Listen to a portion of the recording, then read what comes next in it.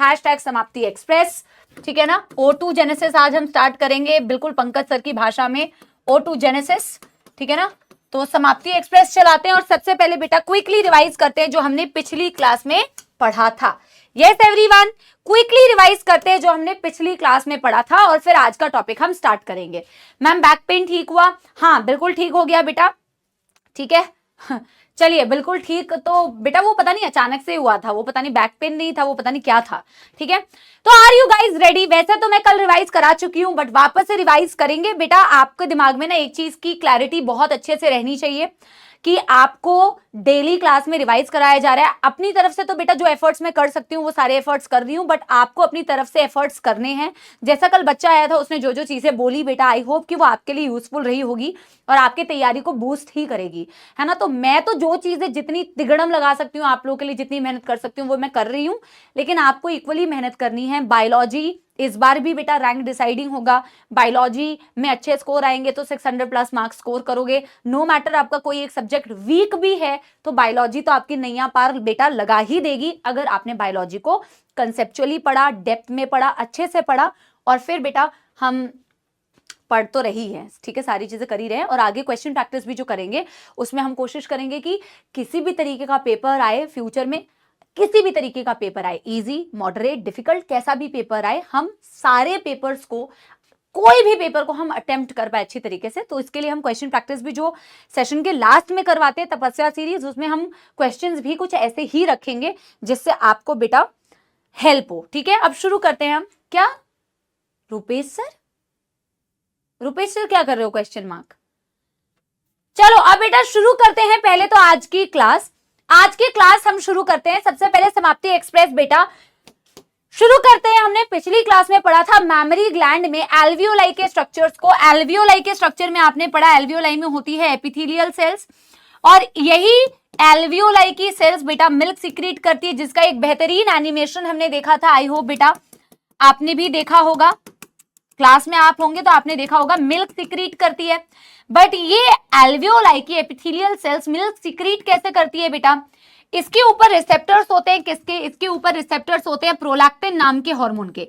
Prolactin किसका hormone होता है? एंटीरियर पिट्यूटरी का। और एंटीरियर पिट्यूटरी का प्रोलैक्टिन हार्मोन जब अपने रिसेप्टर्स पे बाइंड करता है, जो रिसेप्टर्स होते हैं एल्वियोलाई में, तो मिल्क बनता है। और मिल्क बेटा आगे फिर इजेक्ट कैसे होता है? तो मैम इसके चारों ओर मैंने आपको कुछ सेल्स बताई थी जिन्हें कहा जाता है मायो एपिथेलियल सेल्स।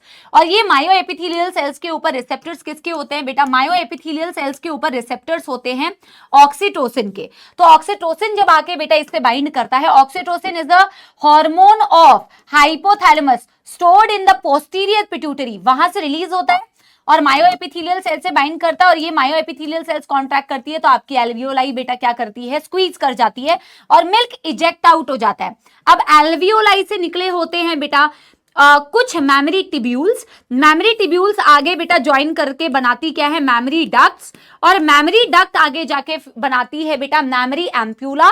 और ampulla open outside via lactiferous duct. Lactiferous duct वो डक्ट होती है जिससे मिल्क इज सक्ड आउटसाइड। मैंने कुछ हार्मोनल कंट्रोल भी आपको पढ़ाया था, एक बारी देखो। हाइपोथैलेमस से दो हार्मोन्स मैंने आपको बताए थे, prolactin releasing hormone, prolactin inhibiting hormone. Normal life में हमारा इनहिबिटिंग हार्मोन डोमिनेंट होता है, जिसकी वजह से एंटीरियर पिट्यूटरी से प्रोलैक्टिन रिलीज नहीं हो पाता। लेकिन जब प्रेगनेंसी होती है तो प्रोलैक्टिन रिलीजिंग हार्मोन हाइपोथैलेमस का डोमिनेंट होता है। और अगर प्रोलैक्टिन रिलीजिंग हार्मोन बेटा हाइपोथैलेमस का डोमिनेंट होगा तो एंटीरियर पिट्यूटरी से प्रोलैक्टिन को रिलीज करवाएगा। प्रोलैक्टिन जिसको शॉर्ट में PRL भी लिखा जाता है, इसके दो काम होते हैं, मैमोट्रोफिक एंड लैक्टोजेनिक। मैमोट्रोफिक मतलब ये मैमरी ग्लैंड की ग्रोथ भी करवाता है, लैक्टोजेनिक मतलब ये मिल्क सिक्रीशन में भी हेल्प करता है। बट प्रेगनेंसी के दौरान लैक्टोजेनिक इफेक्ट इसका इनहिबिटेड रहता है due to high level of progesterone. मैं इसके बारे में, प्रोजेस्टेरॉन के बारे में प्रेगनेंसी जब पढ़ाऊंगी तो मैं आपको वहां पे भी समझाऊंगी, ठीक है ना। लैक्टोजेनिक इसका इफेक्ट इनहिबिटेड रहता है while the pregnancy is going on. After delivery बेटा प्रोलैक्टिन की मदद से ये सारी चीजें हो रही है, जैसा कि आप पढ़ भी रहे हो। मिल्क सिक्रीशन हो रहा है, मिल्क सिंथेसिस हो रहा है। फिर मैंने आपको बोला मिल्क बाहर कैसे आया? जैसे ही बेटा बच्चे ने फीड किया, है ना, बच्चे ने सकलिंग किया। सकलिंग से क्या होगा बेटा? सकलिंग से न्यूरॉन इंफॉर्मेशन लेके जाएगी मदर के हाइपोथैलेमस में। हाइपोथैलेमस से बेटा सिग्नल जाएगा पिट्यूटरी को, पिट्यूटरी से सिग्नल जाएगा बेटा, पिट्यूटरी में सिग्नल जाएगा, पिट्यूटरी में दो पार्ट्स होते हैं, anterior pituitary and posterior pituitary. Anterior pituitary से रिलीज होगा बेटा प्रोलैक्टिन, प्रोलैक्टिन नहीं, एंटीरियर, हाँ एंटीरियर पिट्यूटरी से, ये कॉफी आई है, पानी आया, मैं उलझ गई बेटा। हाइपोथैलेमस के पास सिग्नल जाएगा, हाइपोथैलेमस से सिग्नल जाएगा पिट्यूटरी के पास। फिर पिट्यूटरी में दो पार्ट्स हैं, anterior pituitary, posterior pituitary. Posterior pituitary से निकलता है ऑक्सीटोसिन, एंटीरियर पिट्यूटरी से निकलता है बेटा प्रोलैक्टिन। ऑक्सीटोसिन क्या करेगी, मिल्क इजेक्शन, और प्रोलैक्टिन क्या करेगी, मिल्क सिंथेसिस। ये वाला प्रोसेस चलता है। तो सकलिंग से ये चीज होती है, सकलिंग से ही सिग्नल जाता है और फिर वो रिवर्स में बेटा सिग्नल वापस आता है मैमरी ग्लैंड के पास। ये आपने पढ़ा मिल्क की कॉम्पोजिशन में, आपने पढ़ा मिल्क में वाटर होता है, इलेक्ट्रोलाइट्स होते हैं, पुअर आयरन कंटेंट होता है, ये थोड़ा अतिरिक्त ज्ञान था। मिल्क शुगर होता है, लैक्टोज मिल्क प्रोटीन होती है, केसिन, ये सारी चीजें बेटा मिल्क में होती है। Initial few days of milk slightly yellowish, उसे कोलोस्ट्रॉम कहते हैं। Very important for the baby बेटा, उसकी इम्यून सिस्टम के लिए इंपॉर्टेंट होता है क्योंकि उसमें इम्यूनोग्लोबुलिन होती है, IgA, इम्यूनोग्लोबुलिन टाइप A, और वो बच्चे की इम्यूनिटी के लिए रिस्पॉन्सिबल होती है इनिशियल कुछ दिनों में। बाद में तो बच्चे में आगे भी डेवलप हो जाएगी, इसीलिए डॉक्टर्स रिकमेंड करते हैं कि initial days of breast feeding होनी चाहिए, उसे कोलोस्ट्रॉम बोलते हैं। आज हम oogenesis से स्टार्ट करेंगे, किसी को भी कोई दुख दर्द समस्या तो नहीं है? यस एवरीबॉडी, क्या हम स्टार्ट करें फिर बच्चों आज का टॉपिक? यस एवरीवन, ये क्या देखे गए हैं भैया? ओ माय गॉड, ये तो मैंने मंगाया ही नहीं था बेटा, क्या देखे चले गए? क्या हम शुरू करें? Yes everybody, done done done done.